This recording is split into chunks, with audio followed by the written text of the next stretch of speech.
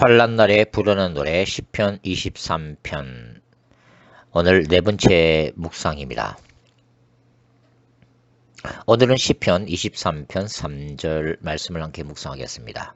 내 영혼을 소생시키시고 자기 이름을 위하여 의의 길로 인도하시는도다. 아멘. 시인은 이제 목자 양의 인격적인 관계를 자기 자신에게 적극적으로 적용시키고 있습니다. 비록 시인이 1절에서 여호와는 나의 목자시니 내가 부족함이 없으리로다 라고 고백했지만 육신을 가진 인간의 연약함에 비추어 볼 때 주님을 온전히 의지하고 모든 것을 맡기는 그 성숙한 영적 단계에 이르기까지 소위 영혼의 어두운 밤을 어느 누구라도 통과하게 됨을 인식하고 있습니다. 엘리야 또한 그런 영혼의 어두운 밤을 통과한 적이 있죠. 바로 로뎀 나무 밑에서였습니다. 그 나무 밑에서 사역에 지치고 마음이 공고한 자신의 심정을 하나님께 토로해 놓은 적이 있죠. 그리고 나서 40일 주야를 걸어서 하나님의 산 호렙산에 도착합니다. 그리고 바로 그곳에서 불로만 역사하시는 하나님이 아닌 세미한 음성을 통해서도 찾아오시는 하나님을 다시 만나게 됩니다. 그래서 엘리야는 바로 이곳에서 삶과 사역의 새로운 전환기를 맞이하게 되죠. 모든 신자들에게도 영적인 로뎀나무 밑에서 갈등하는 이러한 경험들은 늘 존재하기 마련입니다. 특히 감당하기에는 너무나 힘겹고 마치 덩이 휠 것 같은 인생의 고통들 가운데 처해질 때 신자들조차도 그 사람이 믿음 있는 신자들이라도 말입니다. 자신의 내면 속에서 수많은 고통들과 절망감, 눈물들을 직면하게 되죠. 하나님으로부터 버림받은 것과 같은 서러운 감정이 있습니다. 자신의 영혼이 현재의 고난으로 인해 찢기고 인생의 가장 밑바닥에 홀로 내동댕이 처진 것 같은 자기 비애들이 솟구쳐 오르는 것을 신자들은 느끼게 됩니다. 따라서 그 가운데 형성될 수밖에 없는 해이와 좌절, 의심과 불신앙, 실패와 절망감, 그리고 많은 상처들과 쓴뿌리들이 어느새 자신 속에 둥지를 틀고 사탄의 경관진으로 자리 잡고 있음을 신자는 깨닫고 몸부림치게 되죠. 들판의 양들이 날카로운 돌에 의해 상처가 나고 들짐승에 의해 찢기고 목초지에 존재하는 기생충에 의해 감염이 되고 제대로 먹지 못해 시들해져 갈 때 양들은 그 누구를 절실히 필요로 합니다. 바로 목자의 따뜻하고 배려 깊은 보호와 돌봄이죠. 오직 목자만이 그들을 치유하고 회복시킬 수 있는 유일한 사람인 것입니다. 시인은 목자로 다가오시는 하나님만이 자신의 영혼을 소생시킬 수 있음을 진솔하게 고백하고 있습니다. 그럼에도 불구하고 이 구절은 본질적으로 단순히 마음의 상처들과 썬뿌리들로 무너진 신자의 내면 세계를 치유하시고 회복시키시는 하나님에 대해 언급하고 있는 것이 아닙니다. 히브리 원문의 참된 뜻은 시인이 하나님께로 돌이키는 온전한 회개의 의미를 담고 있습니다. 본문의 영혼, 히브리어는 네펫이라고 표현되어 있는데요. 이 본문의 영혼은 시인의 존재 자체를 의미하는 단어입니다. 그리고 소생케 하시고 라고 번역된 히브리어는 슈버입니다. 이 단어는 구약의 선지자들이 패역한 이스라엘을 향해 하나님께로 돌아오라고 외치던 바로 그 단어입니다. 따라서 시인의 고백은 나의 존재 자체를 하나님께로 다시 돌이키게 하시고 라는 원래적 의미를 담고 있는 것입니다. 이러한 다윗의 고백은 시편 51편을 연상케 만듭니다.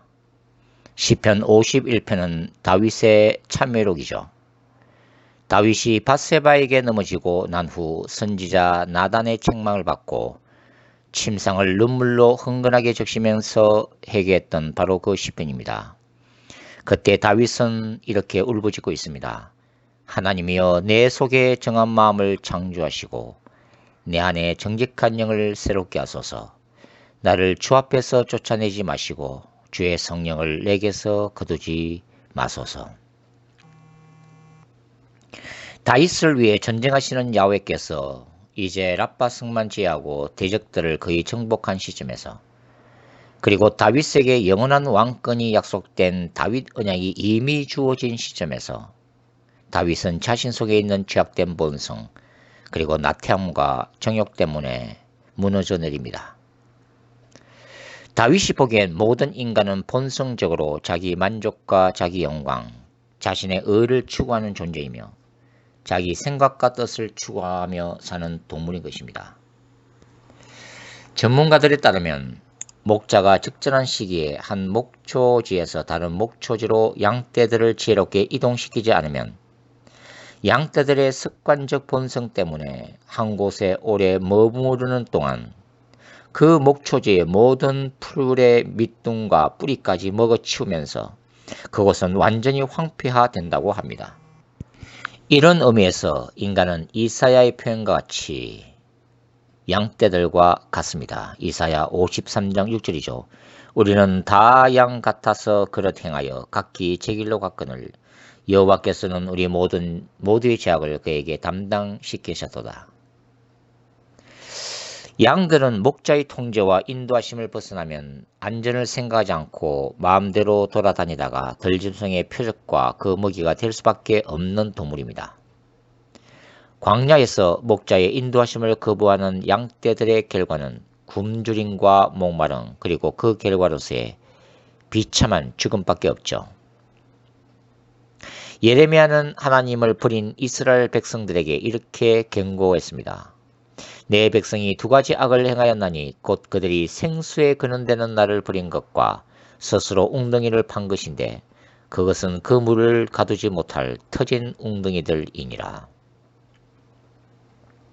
지금 이 순간에도 수많은 인간들이 생명의 근원 대신 예수 그리스도를 거부하고 세상 것들로 만족함을 얻기 위해 밑이 터진 웅덩이에 많은 시간과 에너지 그리고 꿈과 열정을 투자하고 있습니다. 수많은 젊은이들이 돈, 권력, 마약과 섹스를 추구하면서 허전한 자신의 영혼의 갈급함을 채우기 위해 몸부림치지만 언제나 갈등으로 헐떡거릴 뿐이죠. 하나님만으로 영혼의 만족과 행복을 추구하도록 인간을 만드신 하나님의 창조 섭리에 의해 인간은 오직 하나님만 안에서만 목마르지 않고 굶주리지 않는 영원한 양식과 생수가 가능한 것입니다. 주님은 신자들의 목자이시고 신자들의 영원한 안정과 행복을 추구하시며 인도하시는 분이십니다. 따라서 죄악된 본성과 사탄의 역사를 이기지 못하고 계속해서 자아 숭배와 자기의 의를 추구하는 패망의 길로 신자들이 나아갈 때 주님은 성령을 통해 때로는 경고하시고 때로는 징계하시며 인도자이신 주님께로 다시 돌이키게 하시는 분이십니다. 따라서 신자의 영혼을 소성케 하심은 필연적으로 하나님의 이름을 위하여 의의 길로 인도될 수밖에 없는 것입니다. 신자들의 창조 목적과 존재 이유가 바로 주님의 나라와 주님의 영광을 추구하기 위함이기 때문이죠.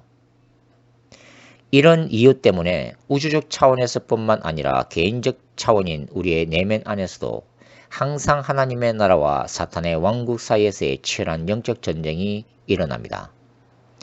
우리 자신의 왕국을 구축하고 자기 자신의 이름과 영광을 드러내기를 유혹하는 사탄의 역사와 오직 주님의 뜻과 영광을 드러내고자 하시는 성령의 역사 사이에 심각한 투쟁 관계가 존재하는 것입니다.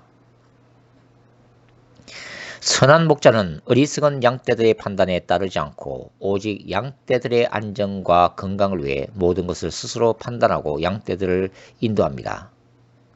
마찬가지로 영원한 구원과 영광스러운 하늘의 길로 인도하시는 주님은 신자들의 죄악된 본성에 그들을 맡기지 않고 그분 자신의 뜻을 따라 우리를 통해 계획하시고 우리의 발걸음을 인도하십니다.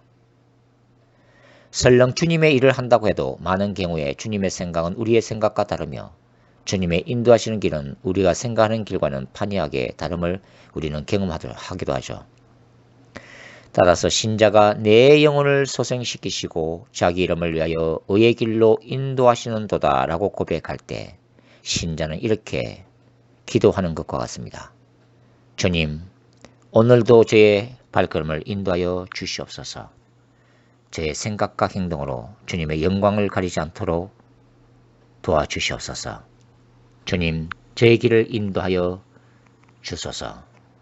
잘못된 길로 갈 때 언제나 옳은 길로 돌이킬 수 있도록 타인을 위한 하늘 가는 밝은 길이 되도록 그 길로 인도하여 주시옵소서. 주님, 저의 길을 인도하여 주시옵소서. 주님이 원하시는 영원한 초장과 생명 시냇가 그 새하늘과 새 땅이 이르기까지 인도하여 주시옵소서. 예수님의 이름으로 기도드립니다. 아멘.